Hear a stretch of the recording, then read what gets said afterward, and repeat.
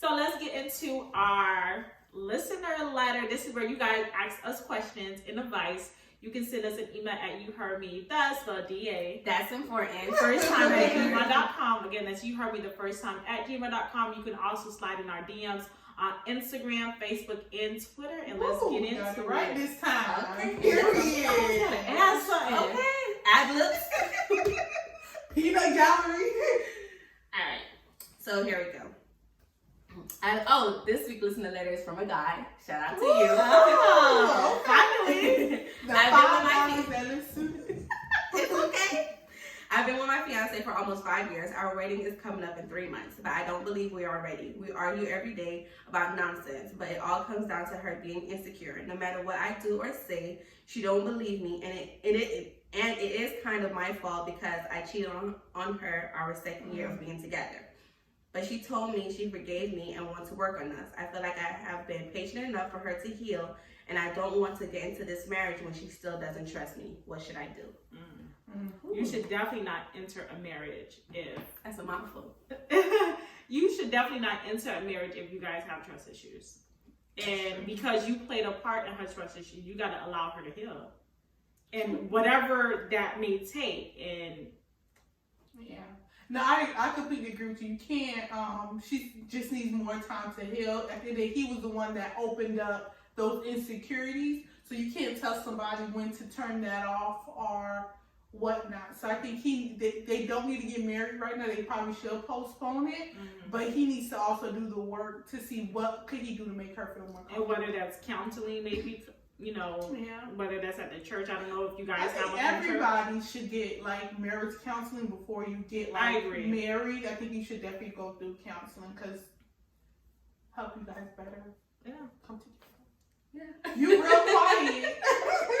No, but I like the fact that he's acknowledging the fact that they're not ready to get married. I agree. And you should.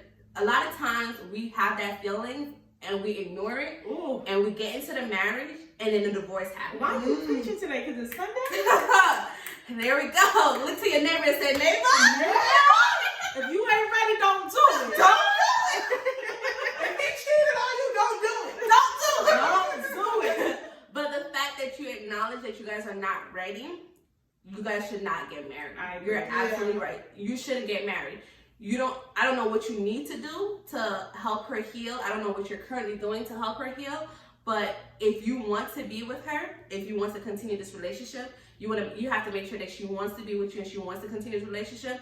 And like you guys said, marriage counseling or whatever you guys need to do to get to that point. But getting married, it's like you guys are basically putting a Band-Aid on the boo-boo. It's not Band-Aid on surgery. You guys are not ready. And I think too many times guys just think we're supposed to get over it. Oh, I was just going to say that. With a ring.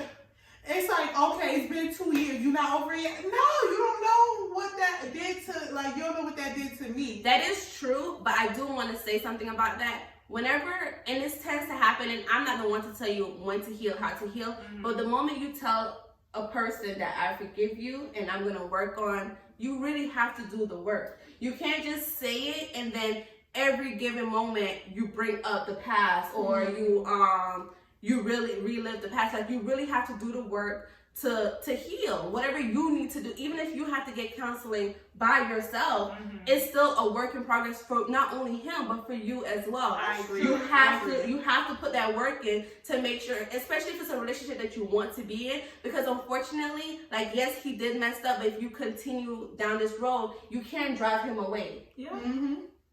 I agree with what both of you guys are saying. I do feel like once you tell somebody, I forgive you, let's try to make this work, let's see if it can work, then you have to put in an actual effort.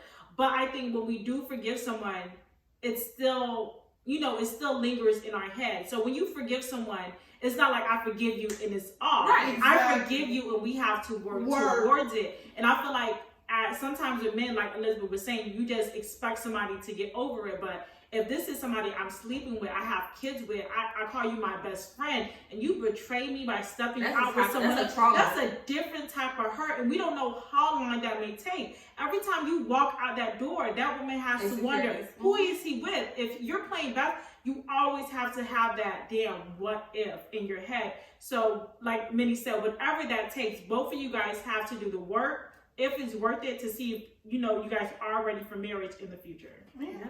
But that's a different type of hurt. That is a different kind of hurt. A hurt that I don't. And most men can't take that hurt. Most men cannot take that hurt. A lot of men don't stay after they get cheated on. But they want you to be able to, okay, I cheated, I love you, I said I won't do it again. What's the problem? Mm-hmm. It's not that easy to turn it off. That is so true. Like, why is it like that? Why should women always be so forgiving? Because it's expected for a man to cheat. But I still believe that a lot of men do take women back. It's just not talked about that much. You may be right. I still think that too. I don't think men are so quick to walk away, like they make it seem. Yeah. We'll have a future episode about that. Okay. Until next time, this has been another episode of You Heard Me the First Time podcast. My name is Minnie. I'm Nikki Nicole. And Lizzie. Until next time,